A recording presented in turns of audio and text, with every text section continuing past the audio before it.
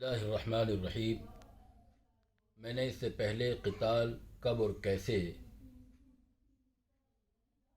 کے مضمون سے 2 ویڈیوز بنائی ہیں،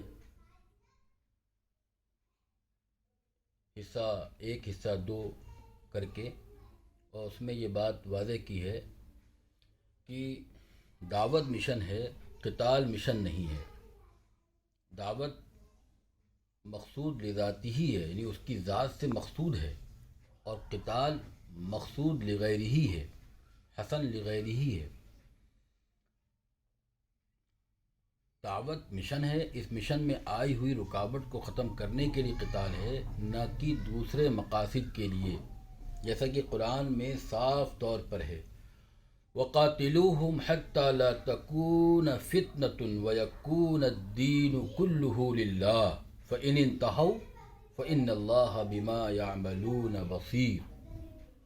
ان سے لڑو یہاں تک کہ فتنہ باقی نہ رہے اور دین سب اللہ کے لیے ہو جائے، پھر اگر وہ باز آ جائیں تو اللہ دیکھنے والا ہے ان کے عمل کا۔ اس کا صاف مطلب یہ ہے کہ جبر اور تشدد کرنے والے، مذہبی جبر اور مذہبی تشدد کرنے والے اگر اپنے مذہبی جبر سے باز آ جائیں اور لوگوں کو مذہب پر آزادانہ عمل کرنے کا موقع دے دیں تو اس کے بعد ان سے جنگ ختم کر دی جائے گی۔ کچھ لوگ اس کا غلط مطلب اپنی طرف سے من گھڑت کیا ہوا یہ بتاتے ہیں کہ یہاں پر فتنے سے مراد شرک کا نظام ختم کرنا ہے، حالانکہ یہ بالکل غلط ہے۔ اگر ایسا مان بھی لیا جائے تو العیاذ باللہ حضور و صحابہ کرام کی سراسر توہین لازم آئے گی،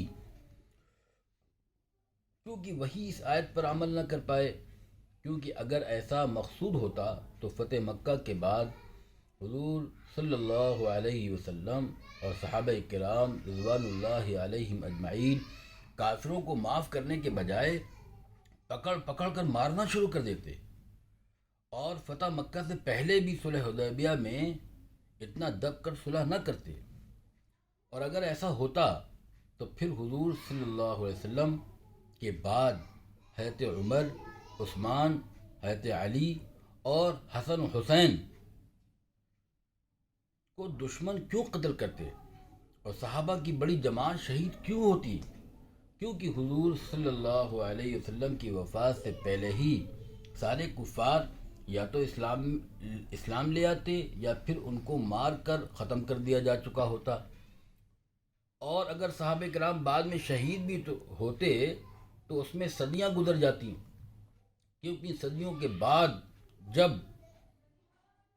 مرور زمانہ پر، اس زمانے کے گزرنے پر کچھ نئے نان مسلم پیدا ہوتے تو ان کو ختم کرنے کے لیے جنگ کرتے، اور ان کو مارنے میں کچھ صحابہ بھی شہید ہو جاتے۔ جہاں تک رہا اس آیت کا مطلب اقیم الدین، جس کا یہ لوگ من گھڑت ترجمہ اور مطلب بیان کرتے ہیں کہ اس سے مراد دین کا مکمل نظام قائم کرنا ہے پوری دنیا میں، تو یہ بھی غلط ہے۔ اصل میں اس آیت اقیم الدین کا مطلب یہ ہے کہ مسلمانوں کے درمیان اور خود اپنی ذات میں دین قائم کرو، نہ کہ غیروں کو مار مار کر دین قائم کرنا مراد ہے۔ ہاں، اقیم الدین میں غیروں کو دعوت دینا داخل ہے، ہمدردی کے ساتھ، محبت کے ساتھ، شفقت کے ساتھ قرآن کے سامنے پیش کیا جائے، اسلام کی باتوں کو ان کے سامنے مثبت انداز میں پیش کیا جائے، اور ان کے دماغ کو ایڈریس کیا جائے، وَقُلْ لَهُمْ قَوْلًا بَلِيغًا، اور اس طریقے سے مدلل اور واضح بات کی جائے جو ان کے دماغ کو ایڈریس کر سکے۔ یہ اقیم الدین میں داخل ہے اور اس پر عمل ہونا چاہیے۔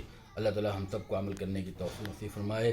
وما علینا الا البلاغ۔ السلام علیکم ورحمۃ اللہ وبرکاتہ۔